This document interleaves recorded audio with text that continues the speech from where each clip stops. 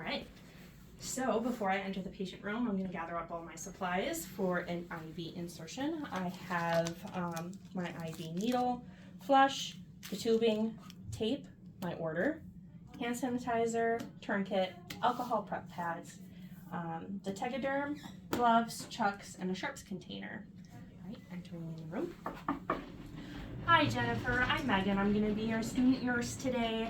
Looks like provider had ordered an IV placement. We primarily use this to help with fluid balance and getting medications in. Before I get started though, can I have you verify your name and date of birth? Jennifer Doe, 1/6/65. I'm just going to check with your wristband, which is correct. Alrighty. So Jennifer, before I get started with the IV, do you have an arm preference at all? I typically like to stay away from arms that have had a mastectomy, a fistula, any damage to the area where I'm going to be doing the IV, such as tattoos, scarring, or any other damage like that. So what is a preferred arm for you? My left arm is good. Okay. And while I'm getting all of that ready, do you have any allergies to medications at all? No. How about any allergies or sensitivities to things like latex, betadine, anything like that? None that I know of. All right. Just going to lift up your arm here.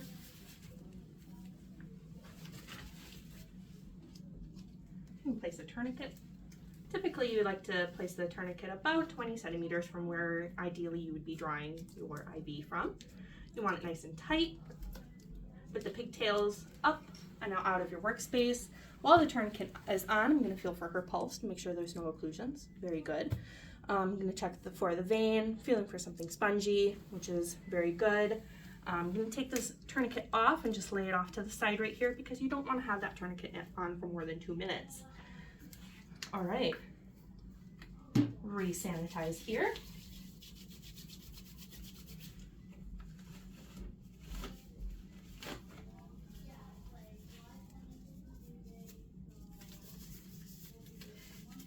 Had I not been able to find the vein, I would either have Jennifer either make a fist or place into a dependent position. Some other aspects to take into consideration: pediatric patients probably going to want to do a little bit smaller of a needle and have parents hold, or if they're elderly, to take extra caution to make sure that there's no tears or anything, or their veins are still good to be drawn on. Alrighty. So I want to get all of my supplies open first.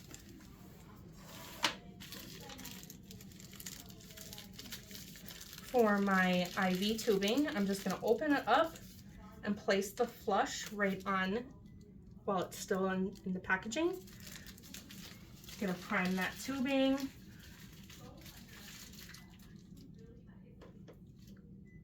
Okay. Going to keep it in the package so it remains sterile, but still within reach.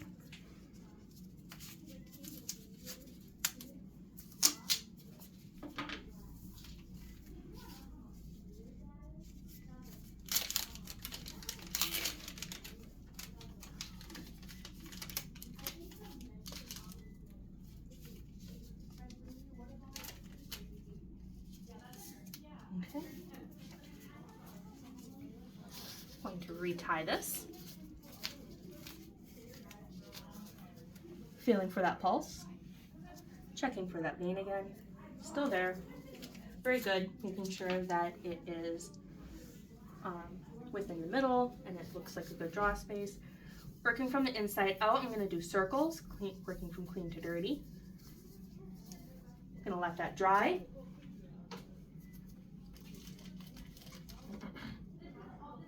Okay. Anchoring the vein with my thumb. 45-degree angle. I'm going to go in. I see that flash, so I'm going to advance in just a little bit further. Drop the needle down. Hold the hub. Take the needle out. Safety device.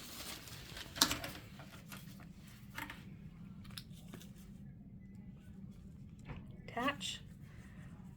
And then I'm going to flush fluids according to protocol. My facility does 3 milliliters, so that's what I'll do. Keep it right there. I'm going to tape this tubing down just so it's not all over the place.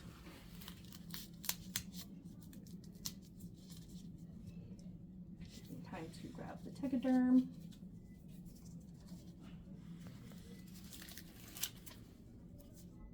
I'm gonna go over the IV site. Nice and good.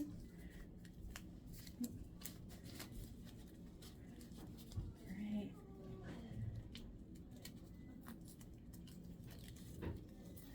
The outside off, make sure everything's taped down nicely.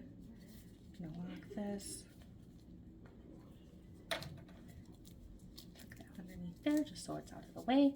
I'm going to write the date and time that I've placed this, and then as well as documenting the gauge, the type of IV used, how many attempts that it took me to do the IV, the gauge used, how patient tolerated, and the amount of fluid that I used.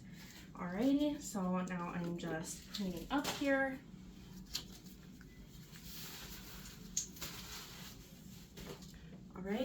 Alrighty, Jennifer, that is everything that I need from you. So is there anything else that I can get you? Alright. Bulb light is within reach. Putting bed down into the lowest position, making sure that it is locked. Belongings are within reach. And go ahead and call me when you need me. Thank you.